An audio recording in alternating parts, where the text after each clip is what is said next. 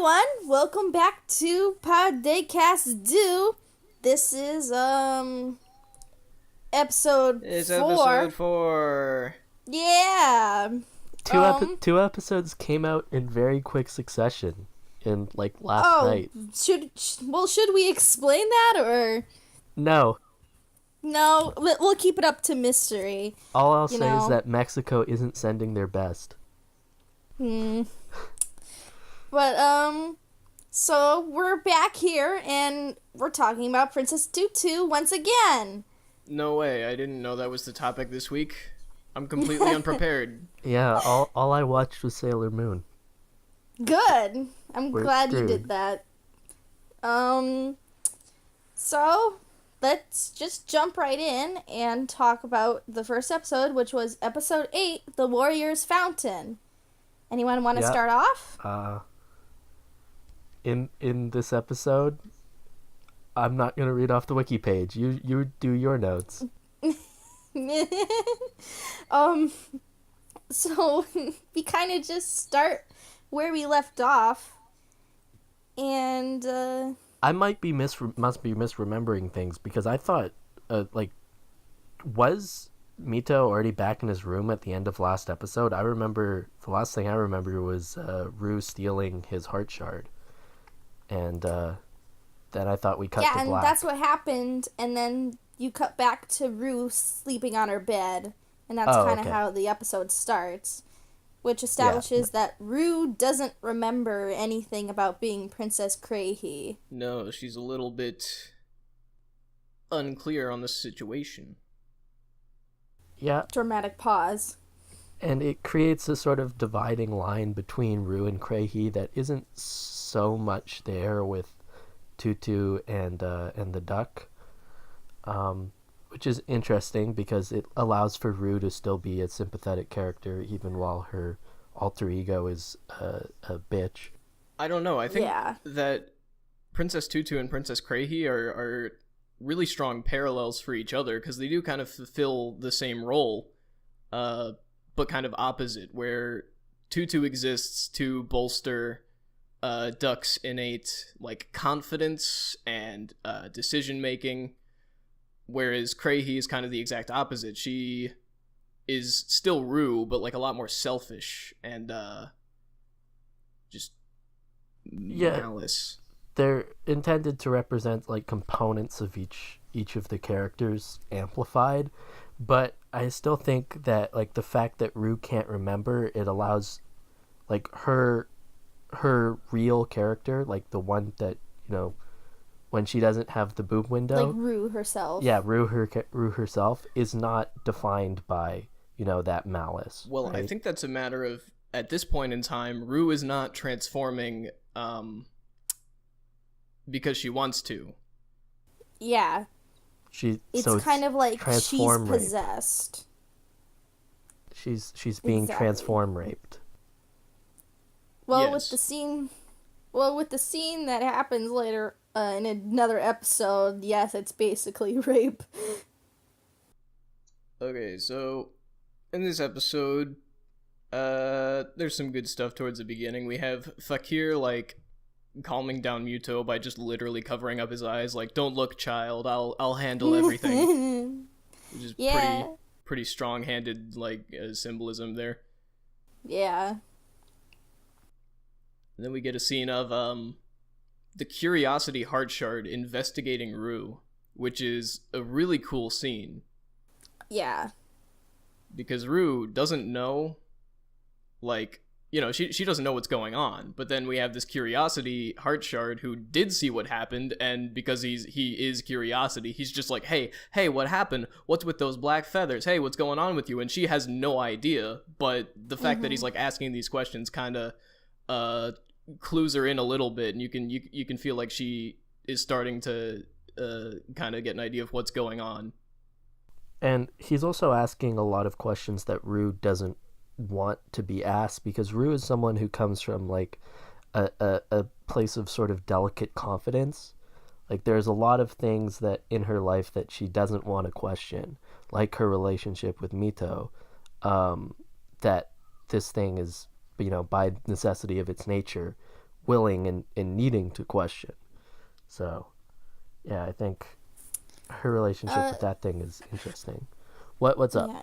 So we also, Fakir starts to really, like, outwardly kind of, threaten Duck, like, leave him alone, or I'll come after you.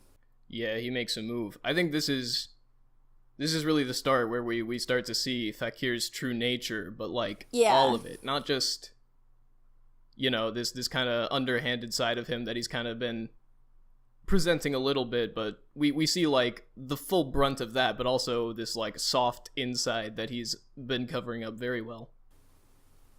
Yeah, he's nice to animals. Because what it is, it's that scene where it's like he literally scares Duck so much. She's like sitting on the ground, like, terrified of him, and then all the shenanigans where she turns into a duck, and he just, like, his soft smile, the soft smile he gives is just so sweet. And I had a heart attack during that scene. I actually had to go to the hospital and be revived. Oh, that's why your notes are bad? Because you were comatose for most of this episode? Yeah. I love how he says to Duck, like, "You're so stupid." Like, he just says it full out, like, "There's no food in here. You're so stupid." Like, that's exactly how I talk to animals. I mean, that's how I talk to animals too. I refer to my dog as dumbass. Like, animals are dumb. Oh yeah, me and my mother call our cat dingbat. Because he's retarded. Well, most animals are. But I think I'll try and make it the thumbnail for this video of the scene with Duck in Fakir's shirt, because that was cute as fuck. It was definitely pretty cute. Mm-hmm. She was the duck was hiding in the shirt. Is that the one we're thinking of, the right one here? Yeah. Yeah, that was pretty cute. The duck is pretty cute in general, with the long eyelashes. Oh man, you know what I just noticed this episode? Watching it the second time, I've watched, like, the first half of the show twice now, and I just fucking noticed this, which is that Duck's hair looks like a duck. No fucking way! That took you that long? It did. I mean, I've missed out on things on multiple rereads in several different mediums, so I guess I won't be too critical. It was the scene where, like, just her head is poking out of the bush, and I was like, wait a minute, that's a fucking duck. No, a lot of deep shit happened, but this episode was moe as hell, which is what I love in shows. It's it can be serious, but it can also be adorable as fuck. Yeah. Yeah, we get scenes of sword wielding and, I'm sure, grisly murder. But we also get cute ballerina ducks. Yeah. So yeah. It has some mood swings, this show. In a good way. Definitely so. We got a scene this episode where Muto, he starts standing up to Fakir in a real big way. Yeah. Is that this scene? This one? Where where Duck wants to meet with Mito, or is that... Yeah, and yeah, it's this one. That's this one. And, okay. she gives a note to Muto that says, "Hey, come meet me." And Fakir finds out, because he's Fakir. And then he's like, "Don't go, you can't go." And then Muto's like, "I don't care. I will go." And then Fakir pimp slaps him. Yeah. Yep. But then he, like, immediately regets it, and it's kind of sad, and I'm like, oh no. Yeah. It's like, oh no, what is he being reduced to? What is he doing now out of what he thought was the kindest of his heart? Yeah. It sends the message that just because you're trying to protect someone doesn't mean you're doing the right thing. Yeah. Right. Not to be, not to lose sight of what your goal is, which is to have the best interests of the person in mind, not necessarily to just like hide them. Yeah. Right. Sheltering them can be a bad thing. Oh man, this is a lot like my favorite anime, Madoka Magica. Oh, we're not talking about that. Let me plug my shit real quick. I'm about to make a really fucking big video about Madoka Magica. I make YouTube videos now. I just made one about socks. It's pretty cool. My channel link should be in the description. Yeah. The socks video is pretty cool, but I felt like the lack of script in the latter half began to hurt it a little bit. Yeah, I need to learn to talk unscripted better, which hopefully will happen. Hey, this is not the fucking Shill My YouTube Channel podcast. This is the fucking Magical Girl Princess Tutu podcast. Hey, we're getting some good stuff here. I was just about to tell Pawn it should be semi-scripted, right? You know? You should take some notes and yeah, just like this, right? Yeah. So episode 9 of Princess Tutu, Black Shoes. Some shit. We skipped some stuff. Did we? Yeah. There's stuff still happens. There's a Stay good on topic, fuckface. Okay, I'm doing it now. Okay. We have a bit where Fakir goes to get a cool sword, and Drosselmeyer is very excited. And I'm very excited that Drosselmeyer is excited, because he doesn't really know what's going on at this point. He's just very excited. Yeah. And then Crahy shows up, and while Duck and the Mito are talking, Crahy shows up and tries to seduce Mito, and holy shit, Rue is a baddie. And then Fakir shows up with his sword, and some shit happens. He's a real black swordsman. Yeah. Hey. And he says some kind of magical incantation in German. And was it just as bad in the Japanese as it was in the English? Certainly. Yeah. This was pretty fucking bad. The VA can't speak German. It's probably worse. Even the wiki says that it's badly spoken German. It's okay. They didn't, when they signed the contract, they didn't know they'd be speaking German.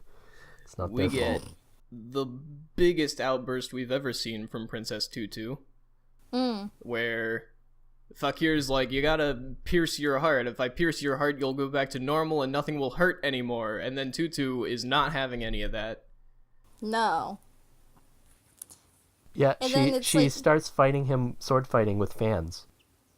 Yeah, because the theme for this episode is Romeo and Juliet. So it's like Fakir is trying to pierce his heart, and then Muto is like, no, I'll do it. And it, it's kind of like a reference to the whole last scene of Romeo and Juliet.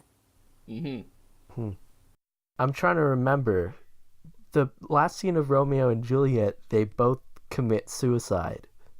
And in this one, I guess technically Mito's threatening to commit suicide, but he ends up not doing it. Well, it's because Fakir would probably die if Muto died. Right? Right. I don't know. Like Muto is the only thing he's living for. So are Fakir and Mito Romeo and Juliet? Yes. Are we doing away with the undertones and just going overtones here? Sure. They're very gay. Hang on, I need to let my cat out. Oh, kitty! Mr. Kitty. I have a kitty, but we keep him inside. Was it this episode or the next one where the goat was trying to marry Mr. Cat? Wasn't that the last? No, it wasn't the last one. It can't have been the last one. No. The last one was serious. Yeah, it was the next one. Okay. Hang on, no. Wait a minute. I didn't take it down in my notes. It's the next one. It's the next one. Probably. Kitty. Let's get to that. Oh, it is the next one. Never mind. Okay. So, are we done with episode 8? Yep. Yeah. Okay. So, episode 9, Black Shoes. Immediately we start off really good. It's a fucking great episode. I love this episode. So first of all, there's like the intro card, which just does not like pull any shit anymore. They're just like, they're describing this other story, and then they just take a second to go, wait a minute, this is a different story. But maybe it's not really a different story. I'm like, wow, that's like all of them. Yeah. Yeah, they kind of just give up bullshitting, you know? We're not, it's just like, we're not doing the ballet shit anymore. We have our own story now. We'll tell you the story of the ballet in the intro cards, but then, we'll do something. This is completely different. Yeah, so we start off immediately with learning that Fakir is afraid of something. He outright admits that he's afraid. Right. Which kind of pulls his character all together. Like, you finally understand exactly why he's acting the way he acts. Yeah, he's in the bookstore, and he turns to the page where the knight's getting murked, and he realizes does he start like shaking or some shit? He's afraid. He's afraid that the knight is getting axed, and then he meets. Is this the first time we've seen Edel interact with anyone that isn't Duck? Duck. I think she talked to Rue, but Duck was also there. I don't remember. Yeah, this is the first time we see Adel without Duck even being around. Because Adel is kind of Duck's guide through the story. Yeah, she's kind of Drosselmeyer's instrument to making Duck act the way he wants. A little bit. But as you can and that tell, becomes very Adel apparent. is already... Yeah, Adel is rebelling very hard from him already. Well, also, the fact that she's Drosselmeyer's instrument becomes very apparent when she walks away and then turns into a puppet in this scene. Yeah. I don't think she walked away. I think that was Drosselmeyer pulling her out because he's like, "What are you doing over there? That's not where you're supposed to be." Exactly. But she does say something very interesting before that, which is a callback to a line that I called out earlier, where she says, who is it sad for? Is it sad for Rue or Muto or Duck? And then she doesn't say you, but that is very much the implication. Is it sad for Fakir if Muto doesn't get his heart back? Or if he does get his heart back? Yeah, and she repeats her same line, which is, what was it? Those who defy their fate get glory or something? Glory to those who defy their fate. But there was another part in the beginning about something about... I forgot what it was. So, it was like, this is what happens when you go along with fate, and if you defy fate, there's happiness for those who accept their fate. Okay, yeah. And then glory for those who defy it. Yes. Which is really cool. I like how in this show, like, I usually don't like stories that make a big deal about defying fate, because usually fate is a pretty vague concept to begin with. But, like, in this show, it is very clear what fate is, which is just what Drosselmeyer wants to happen. Yeah, and what happened in the stories already. Right. So that's a very good way to go about this kind of thing. Yeah. So in this episode, we get some of the silliness, the manic retard energy back, some comedy scenes, which is a good breather from some of the seriousness that happens. Yeah, we get Rue and Duck talking to each other. They have a really good scene together in this episode. And I wanted she was shout out that I wanted to shout out that they're doing sautés in this episode. And sautés are painful. I wanted to shout out the goat. The goat is this episode, right? Oh yeah, this is the goat episode. I thought when you were referring to the manic retard energy, you were talking about the goat lady who wanted to... Well, she is. The goat lady was pretty fucking good, honestly. Yeah. And now we know that Mr. Cat doesn't want to marry just anyone. He's just a pedophile. Yeah. The bit where he's like, if you don't shut up, I'll marry you both together. He's got some, And then he was like, and I'll throw Duck in too! Yeah, even though she's not here and can't consent in any way. He's got some harem intentions.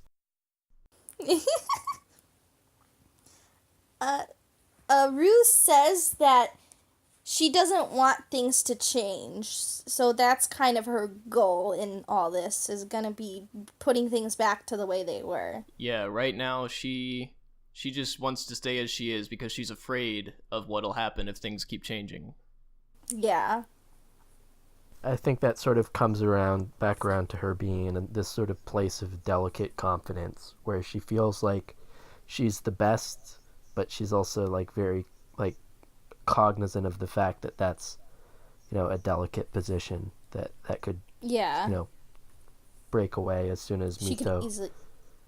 As soon as Mito begins to like get his heart back and starts to ask questions. Is this the episode where Mito comes up to her and asks, you know, like, do I love you? Or is that next episode? Yeah.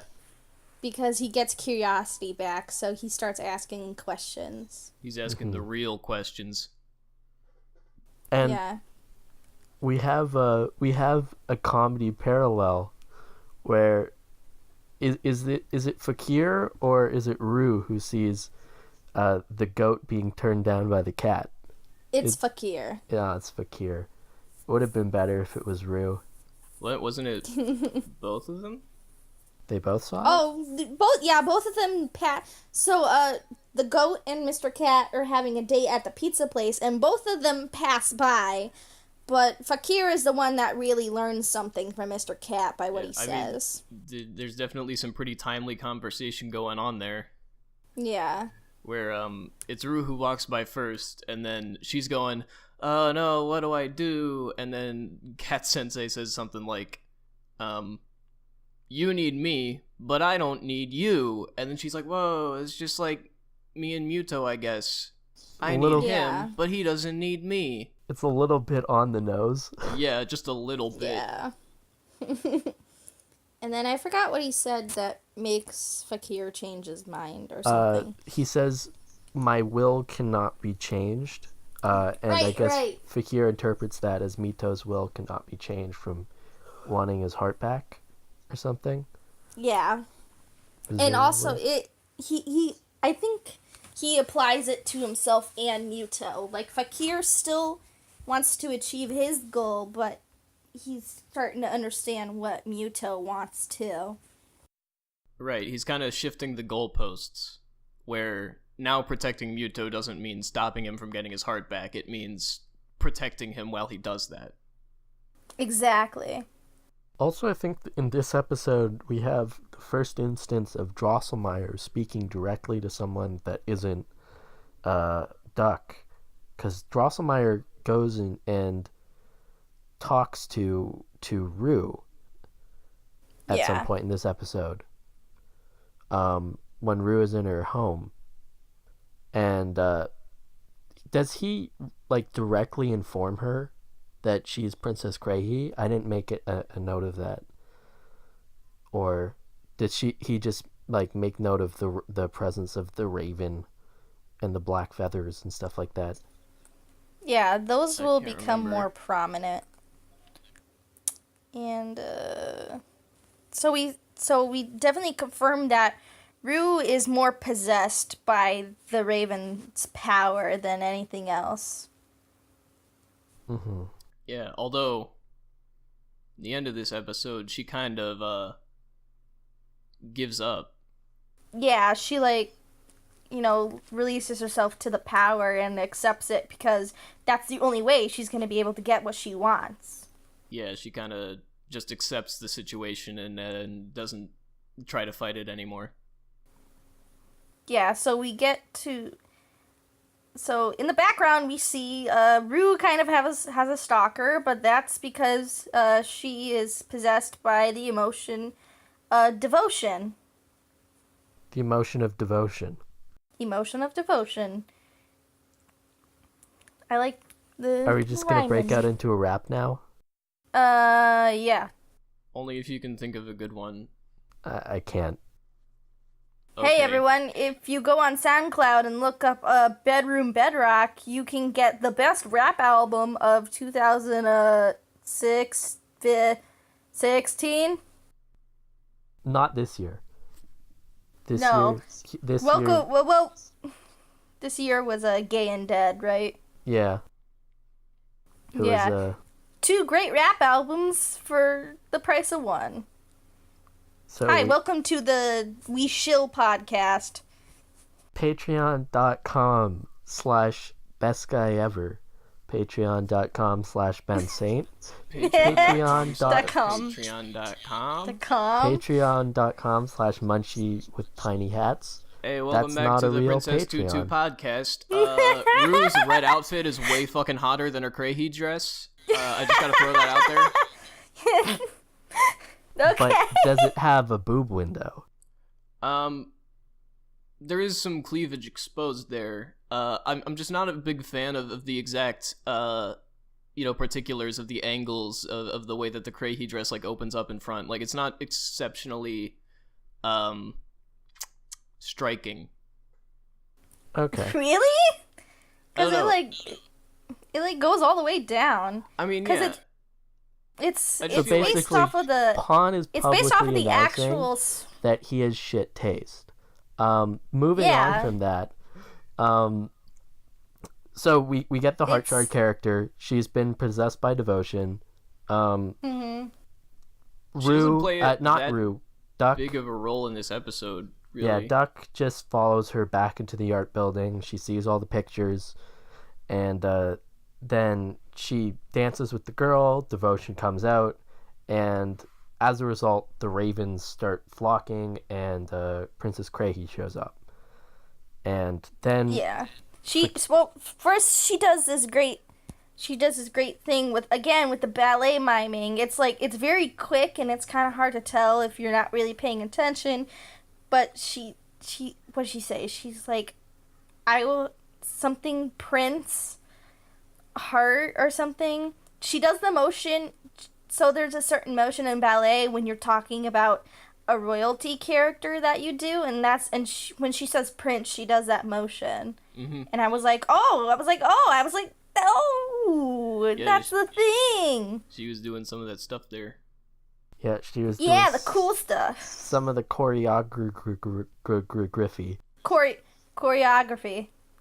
Yeah, some of that stuff. Then the fakir shows up, and he calls Rue an ugly bitch. And crow. And she's like, yeah, I am a crow. Yeah, and then he's like, yeah, I am a bitch. And yeah, that's kind of the point where she just kind of completely gives up. She's like, yep, this is what I am now. But it's like she has this great scene where it's like, because Muto calls out to her to tell her to stop. So it's this scene where she's like on the floor and she's crying because Muto called out to her, and she's like, she doesn't know what to do. She's overflowing with emotions. She's like, why am I doing this? What should I do? And then because of Fakir, she's like, I am evil and I will get what I want. Yeah. Mm-hmm. Now I do what I want. So she also calls herself the true. Is this the episode where she says, I'm the true prima ballerina? I'm the true prima donna. Yeah. Yeah. So that was a great fucking scene. I loved it. Yeah, she's announcing that, now she's evil. She has no inhibitions. Now she does what she wants. She's Russell Westbrook. The real alpha bitch. And that's the end of the episode, right? Do we have any other comments? I really want to talk about just how much Crazy really is connected to the Black Swan in Swan Lake, because so Tutu is based off of the White Swan Queen, but she's really not in any way that connected to the character besides having a love interest and turning into a duck. But so Krehi is much more connected to her original character because the whole point of the Black Swan is to be seductive, which is why her dress has the giant split down the middle, and she does, whenever Krehi appears, she's doing fouettes because of the power move of the 30 fouettes when you first get introduced. Yeah, it's also why she's fucking Mila Kunis, right? Yeah. That too.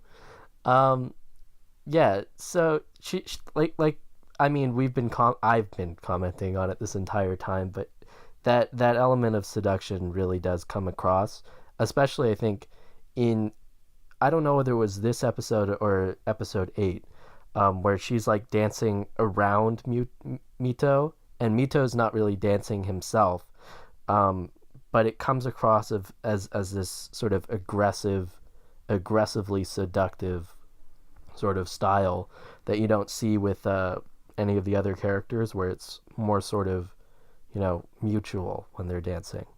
But she's like going for it. She doesn't care if he's not into it. Mm-hmm. Any more thoughts on 9? Not really. No. I don't know. There's one just little bit where like Rue and Duck talk to each other in the classroom, and then PK and Lily are there, and they are completely shocked that they are talking to each other so casually. And it's really great. Oh yeah, and this is the episode I wanted to bring up actually, where the sort of disconnect between the sort of prissy ballet school and the epic fairy tale that's going on here becomes kind of clear, because there's this drama between Rue and Mito that's happening in the middle of the schoolyard, and this is this important moment in our grand story, and all the ballet girls are crowding around giggling over the teenage drama. And it's just sort of this disconnect that makes everything seem sort of funny, right? That you have these normal schoolgirls all around who view this epic story as probably some kind of, something soap that they'll opera. Chat. Yeah. Gossiping. Hot goss that they'll chat about at night in their dorm rooms.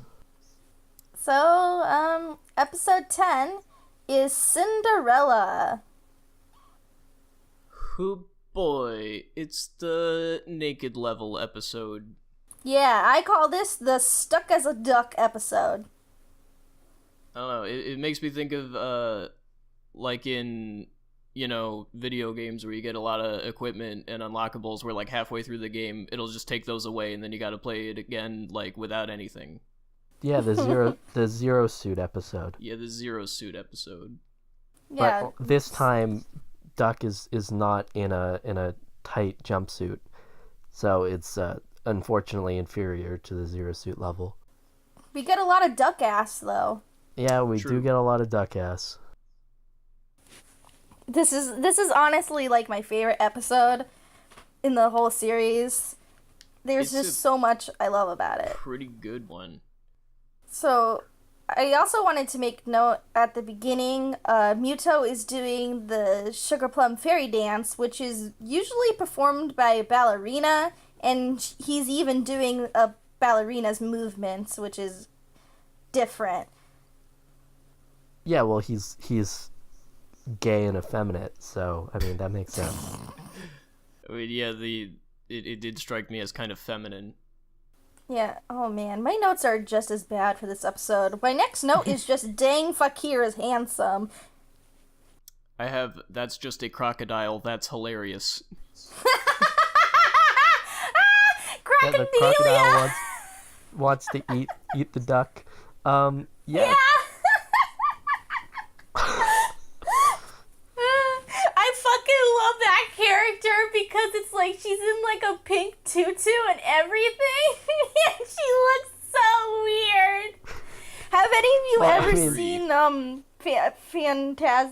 Fantasia? And there's a part in Fantasia that's a ballerina hippopotamus. And there's like ballet crocodiles in there, and that was always my favorite thing when I was younger, and I crack up every time I see that now. Yeah. So, goddamn Fakir is handsome. Was your next note. Let's talk about that. Yeah. Fakir is a sweet boy. He's a sweet boy. 10 out of 10! So we get Muto, confused about love. And Kat is very eager to take him under his wing and tell him a few things about growing up as a boy. Okay, I want to know what exactly Mr. Kat says in the Japanese, because in the dub he said the last line before his audio cuts out is, "Now when you reach puberty, you got to learn how to control yourself." Yeah, I was like crying. It's really that's what they say in the Japanese. Especially when you hit puberty, self-control is very important. So it's basically a direct translation. It was just so funny. That's bad advice, by the way. It is. Just get it. Man. Just go for it, dude. Just get in there. Just grab her by the pussy. Yeah, get that fucking pussy.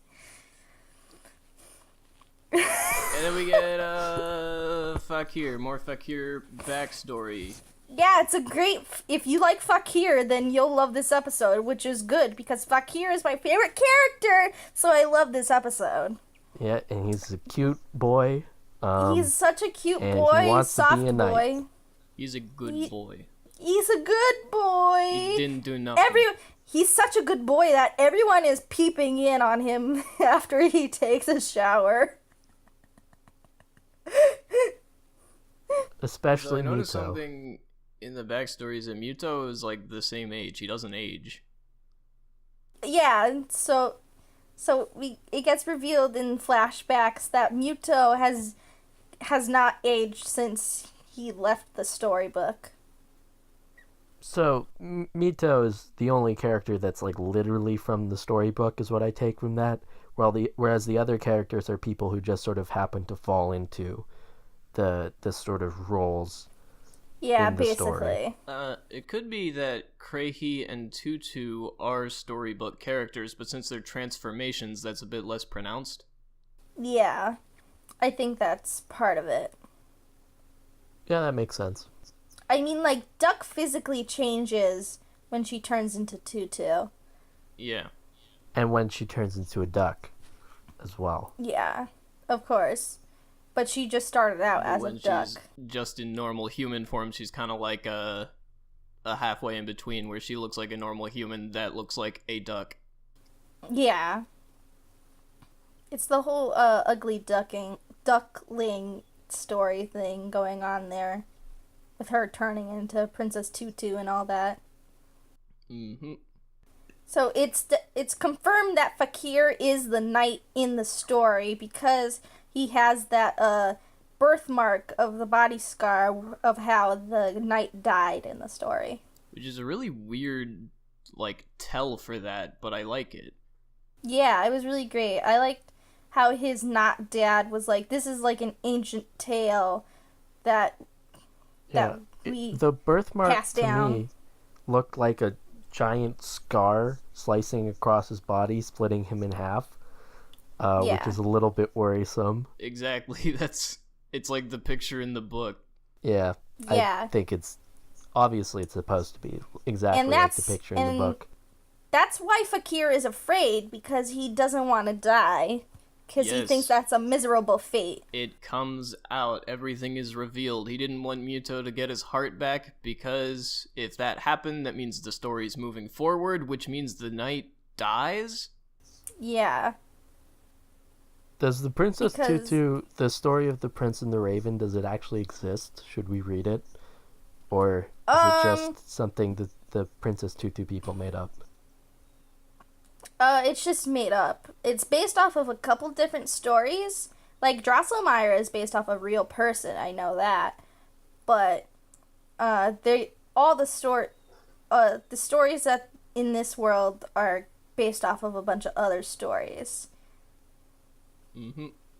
I do think there is a story that is The Prince and the Raven, but it's, like, nothing like this story. Yeah, so in this episode we have Detective Fakir trying to figure out who Princess Tutu is, and the duck trying to get the pendant back. And there are a lot of hijinks, and outside of, the obvious backstory, which is the meat of the episode. Yeah. I wanted to address that when Princess Tutu shows up in this episode to get the emotion, which the emotion is regret from Fakir's not dad. It's the song that plays is the Arabic song from the Nutcracker, and it's a kind of a good story parallel because Fakir in Arabic means poverty. Oh. Yeah, and Fakir is brown, so. Yeah. I think he's just a tan boy. I notice Fakir's not dead. His name is like Karan. Something like that. Which is based off of hold on, I know Karan is probably named after Charon, who is best known as a ferryman in Greek mythology who brings dead souls over to Hades. Sounds about right, I guess. Okay, that's a little bit on the nose. So that makes sense though. He can dance like. He dances with Tutu. Yeah, he does not stumble at all. Like he knows what he's doing there. Well, it's kind of the same thing with the restaurant lady, right? I don't know. I just got this like. And the art girl to an extent. I got this impression from him that like he was a bit more familiar with it than like either of them. Like he knew a little bit more about how to bring it down. Bring it down. That's the worst fucking word for that. Yeah, I'm very sorry that I said that. He knows how to kick it. Yeah. That's better. So he gets the emotion back, and then shit happens. Yeah, Fakir needs the Lance of Longinus. Mito can't run away. And we're wearing our influences on our sleeve in this episode. I like how... Oh, that's what you meant when you said that in chat? I didn't get it at all. Oh, no, Mito in the Japanese version literally says, Mito, like, he literally says, I mustn't run away, when, I think it's, Duck asks him why he's going to meet Rue at the church. He actually says, I mustn't run away, and I can only assume that's a reference to Evangelion. Well, like we were saying in the last episode, this is a post-Evangelion anime, so... Indeed. Mm-hmm. Feels like that, one. Like Karan changing his mind to give Fakir the sword. Like he was kind of reserved about it at first.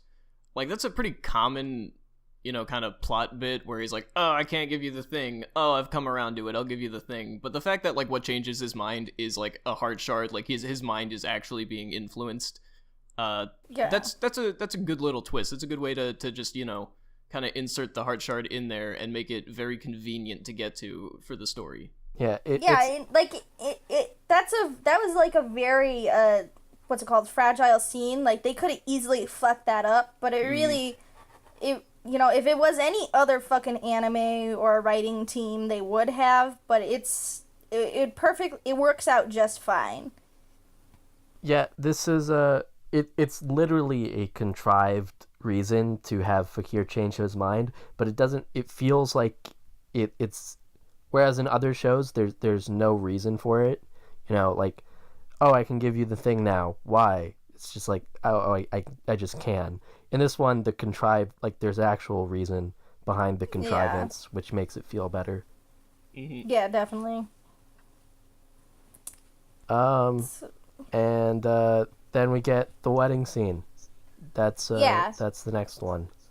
Which is the dance and everything is from the actual Cinderella ballet. Mm-hmm. Because in the original it has a lot of connections, because in the original Cinderella, at the end they have the wedding with Prince and Cinderella, and And it's Fakir and Tutu in this situation are the stepsisters. And in the original Cinderella, the stepsisters get their eyes plucked out by crows. Oh, jeez. I didn't know that. That wasn't in the Disney movie. No, it wasn't. So it's a lot of little theme things like that connecting the stories. And we, Crahy kind of explains exactly what she wants out of everything. Yeah, there's a great line from Muto there where Crahy says, like, well, Muto's like, why are you doing this? What do you want from me? And she's like, well, it's just fate that we'll be together. And then he says, whose fate is that?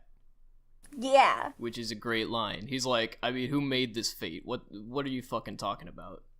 It's also foreshadowing some things that will happen at the end of the series. I'm sure. The whole wedding scene in general is basically a foreshadowing precursor to the final battle. I believe it. Yeah, I believe it too, but I have not seen the final battle, so... I've still only seen up through episode 13 because I haven't had time because I've been too busy making my own fucking YouTube videos. Go check out that link in the description. YouTube.com/user/pond-the-dater. Oh man, who are you, Jeff Thu? No. Yeah, he's an editor who makes his own videos. He's the Vu. There we go. Patreon.com/mothersbasement. You can also go on bookwalker.com and use the code to get and win a LootCrate.com/basement. I've got a sponsorship from rape.com. Use the code basement and we will literally rape you for free. All we need is your name and social security number and address and we will come rape you for free. Yeah! Hey, welcome back to the Princess Tutu podcast. Where the fuck were we? We were talking about the rape wedding. Welcome back to Squid's Tutu podcast, the only podcast where you're being recorded. The only podcast where we shill for other podcasts, which are much better than our own. You guys wanted to know what Digi's wallet thinks. Any podcast better than our own, which there are none. This is the best podcast. This is objectively the best podcast. This is the only podcast. It's not just the best podcast. Can we just talk about this one last thing, please? Okay. Yes, please. So it's like the whole... Okay, yeah, so that whole shit... So they resolve that situation, and it's Fakir is taking Muto home, and it's like, Duck has to, like, rush, because it's like, oh man, if they see me, they'll get suspicious, because why else would I be outside, you know? And it's like, she's a fucking dumbass, and she gets caught anyway, and Fakir isn't retarded, so he immediately puts it together, oh, Duck is Tutu. Yep, the first chance he gets to realize that, he does.